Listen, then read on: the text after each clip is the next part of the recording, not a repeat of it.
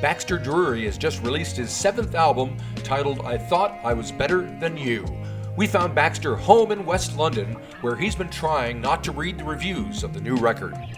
And he's a brave man, eating hummus in the morning, breakfast imposter, leisure-seeking honeysucker, living on the Thames with his dream boat, honey, big man laughing.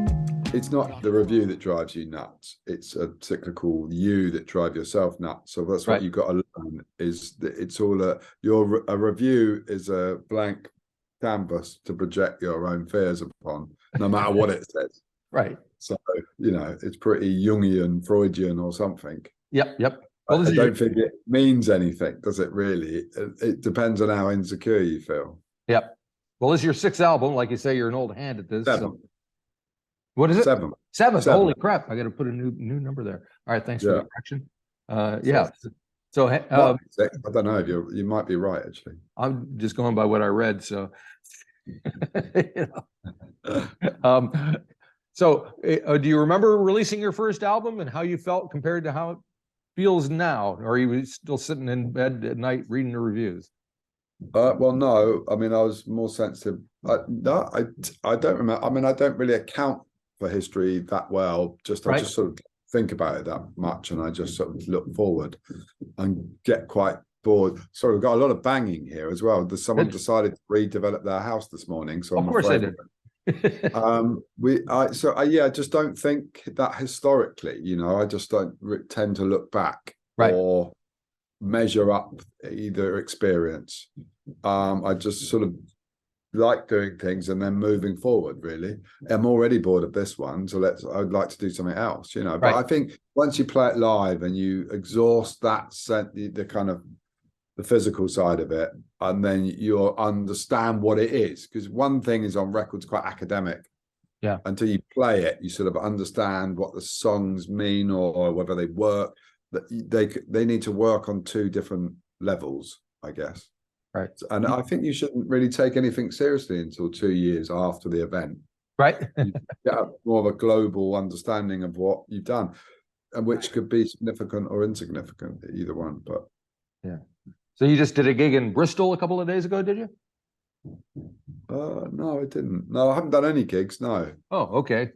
I went to setlist.fm and they told me you did. So. I don't know what they're talking about. Maybe someone else. Yeah. I was in Bristol doing signing some records. That was the extent I was. Maybe that's what that was. Yeah, somebody. Yeah, totally. Logged something in. So are you getting away from the recorded versions of these tunes to the live versions? Do you have to kind of rethink or go back to them? How does the process work for you? You've got to kind of find an exciting middle ground, because they're quite kind of there's a lot of samples and stuff. So you've got to kind of interpret that in a live way without ruining what you did on record, and without like asking people to mime, because that's a bit silly. But it's a balancing act. Making it interesting, I think. Right. We haven't really worked it out yet. We've got 2 days to work it out. And then, no pressure. Yeah. Very good. So this record was kind of made and written and thought about during the COVID thing, like everything else is these days. And I understand that you worked with your son co-writing a bunch of songs.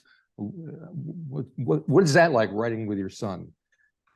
Well, I didn't really write. We were just sort of hanging out in lockdown under lockdown conditions, and I he wrote some music, and I asset stripped him rather than he wrote songs with me. Right. It was more like he was just he had a brief period interested in music.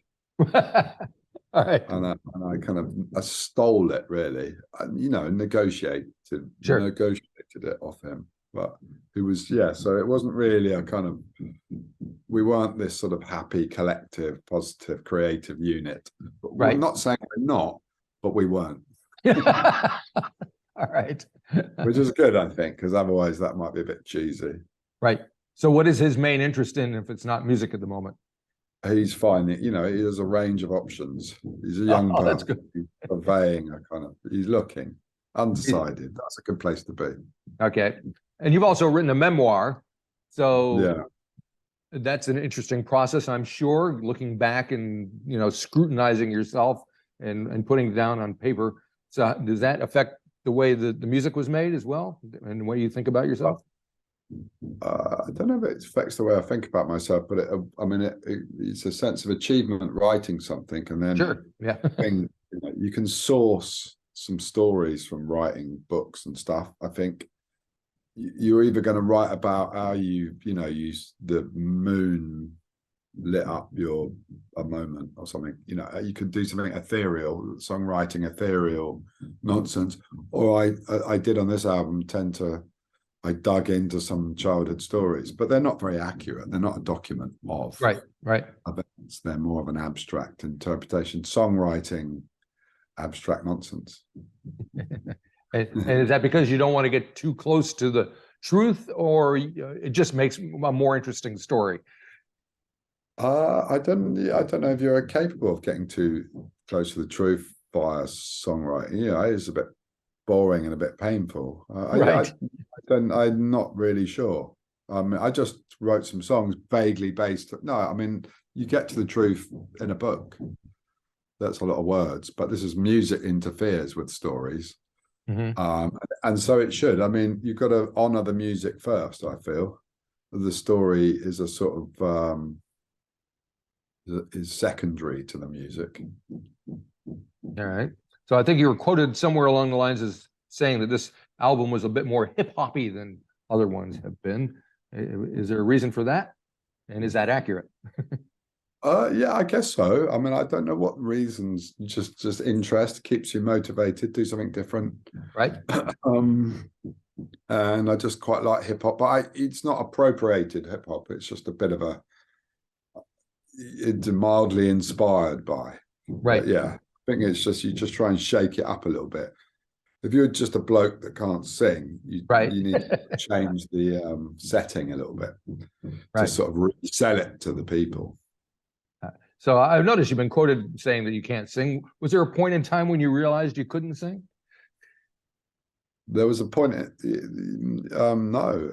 I knew that it's a Ponzi scheme. It's not like it's not. No, I didn't ever think. I'm sort of grateful for not singing. Right. Mostly, and I knew that from the start. But yeah, I wasn't that bothered. I don't think, in a certain circle of music, you have to be able to sing. You know what I mean? Gotcha. All right. So the album starts with a track called So Much Money, and you got your friend Madeline helping you out on that. Do you mind telling me why that opens the album, and maybe, I don't know how much you want to reveal about the process of how it came to be, the track itself? America's Kubla Khan. Hey, boy. The son of Genghis Khan. Never gonna be like us. Business class villains. Never gonna be like us. Kettlebells on the stairwell. Potato-faced ancestors. Never gonna be like us. Slayers of human choice. Repixelated. Never gonna be like us. Turbulence of the mind and body. And there's a sample in there. Is it from Citizen Kane? Yeah. That's amazing. Random. It's a bit it's a Coleridge poem or something, but right. Kubla Khan thing. And I thought it was Kubla Khan's quite, I didn't realize he was the son of Genghis. Right. And the sort of mythological idea that he imprisoned himself in a sort of luxurious environment. He got stranded in his own indulgence. So I thought that was on it. Very pretentious, really. All you had to do is just get Rosebud in there and you're all set to go. Then we're gone. Yeah, totally. Yeah. And tell me about how you and Paul White work together on these tracks. Who does what, and what kind of process is that all about? You roll up. But Paul White's got a small studio, and you roll up and you make some songs. It's just really easy. He just puts some beats down, and it's a very, very easy process. So he's just a very relaxed guy. Vapes and chills, and Vapes very and chilled. chilled. So when you come in to a session, how much is it planned out and how much is it spontaneous? And it's very spontaneous, really. I'm not very planned out at all. It's hard to plan these things, really, with this kind of music. Right. You have a kind of strong intuition, because you've done it before. So you Right. sort of try and avoid the pitfalls of the same thing, I think, it's trying to be inventive and not be the same. Right. So when you say this kind of music, what kind of music is that? Is it something that you heard before, or that made you think that this is the kind of music that you want to make? I don't know which. Yeah, I guess so. It's the kind of, it's just the same music you may have made before, whatever this music is. Right. It's just you're trying to change it up a little bit. You know what I mean? Okay. All right. And how much do you take part in the videos and the visualization of whatever comes out? Well, on this one, there was a very strong-minded, willed guy that just sort of took over. I said loads of ideas, and he pretended to listen, and then he just did whatever he wanted. Yeah, but it was great. I'm grateful for that. It's always better to have someone strong in their own field. When you're interfering too much, they usually compromise the process, I find. Right. So it looks like we had a good time making some of them. Oh, so much fun, yeah. Now you have another person helping you out on some of these tracks, and I'm not sure how to pronounce her name. Is it Jay Gray or? Jay Gray, yeah, she was great. Yeah, especially one called Crowded Rooms, because here in New Zealand we have Crowded House. So. Oh yeah, very similar. Yeah. Neil Finn's right around the corner here. So. Golden eyebrows, these crowded rooms, they talk so loud. Breathe in, breathe out. Don't smile. They're spitting at your heels. Look away, don't dance. See the light where they prey on the weak. Say you're the best. Please don't walk this way right now. So why did you choose to work with her? How did you find her? She just rolled up. She was next door in the studio, and she'd heard that we were working there, and she just sort of bullied her way in, and that was that. Really, it wasn't really a choice. She did what she wanted. Yeah. Sounds like it's easy to get on your record. Very easy. Yeah. You don't have to ask. Yeah, it's an open door policy. I'll keep that in mind. So you said you're already bored with this record and you're thinking about the next one. What are you thinking about? You know, something new, something different, dance record. Yeah. You know, like just something less, well, personally poignant to me, you know, not so personal. Something a bit more facile dance music for the old people. All right. That sounds like fun. Yeah. Yeah, thank you. You're thinking, so aging is on your mind, it feels like. Well, it's there, whatever I say. Yeah. I mean, you have to recognize it so you don't look like a strawberry. Okay. Yeah. To me, you're just a youngster. What are you, like 51, 52, something like that? I'm 51, very steadily 52. Yeah, I just think you've got to be you can't be too overexcitable, or otherwise it starts to look a bit wrong, doesn't it?